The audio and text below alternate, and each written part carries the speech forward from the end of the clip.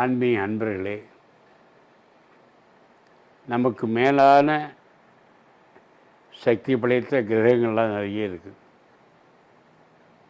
அந்த கிரகங்களை பற்றி நமக்கு தெரியணும்.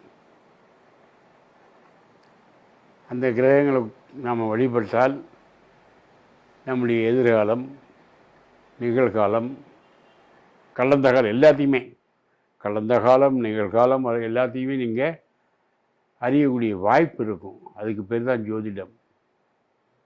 ஜோதிடங்கிறது கிரகத்தோடு அவங்க பேசுவாங்க.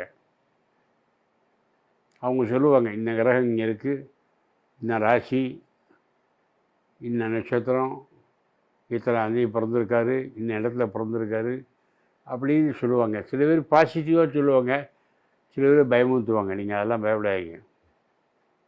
ஜோதிடங்கிறது ரொம்ப முக்கியமான விஷயம். அதை நம்பணும். நம்பாமல் போய் நீங்கள் ஜோசியத்தை தலையிடக்கூடாது. நம்பிக்கை இல்லைன்னு விட்டுருங்க. நம்பினார் கெடுவதில்லை, 4 மறை தீர்ப்பு. புரிஞ்சுதா? அதே மாதிரி யானைக்கு பலம் தும்பிக்கையில், மனுஷனுக்கு பலம் நம்பிக்கையில். அப்படிப்பட்ட நம்பிக்கையோடு நீ ஜாதகம் பார்த்தீங்கன்னா நல்லாயிருக்கும். ஜாதகம் நிறைய பேர் பார்க்குறாங்க, வேறு இல்லைன்னு சொல்ல. பட் என்னுடைய நெருங்கிய உறவினர் இந்த இருக்காரே, டாக்டர் ஆஸ்ட்ரோ ஆச்சாரியா ஹரிஹர சுதர்னு பேர். டாக்டர் ஆஸ்ட்ரோ ஆச்சாரியா ஹரிஹர சுதன் எனக்கு நெருங்கிய உறவினர். நல்ல ஐடி படித்து ஐடி கம்பெனியில் 2 கம்பெனி நடத்திட்டு இருக்காரு. அது போக இந்த ஜோசியத்து மேலே அவருக்குடைய ஈடுபாடு. இதை தெரிஞ்சுக்கணும்னு போய் படித்து டாக்டரேட் பண்ணுற வைக்கிறாரு.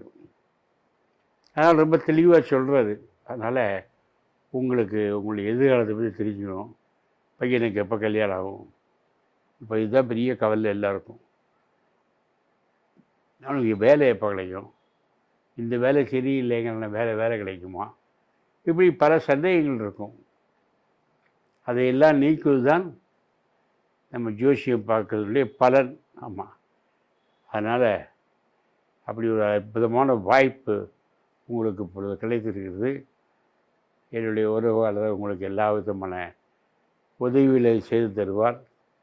நீங்கள் அணுக வேண்டியது என்னன்னு கேட்டால், ஹிதம் ஆஸ்ட்ரோவின் வலைதளம், டெலிஃபோன் நம்பர், இவர்களை தொடர்பு கொண்டால் அது போதும். ஆகவே இவரை தொடர்பு கொள்ளுங்கள். உங்களுடைய சந்தேகங்கள் எல்லாரும் தீர்த்து கொள்ளலாம்.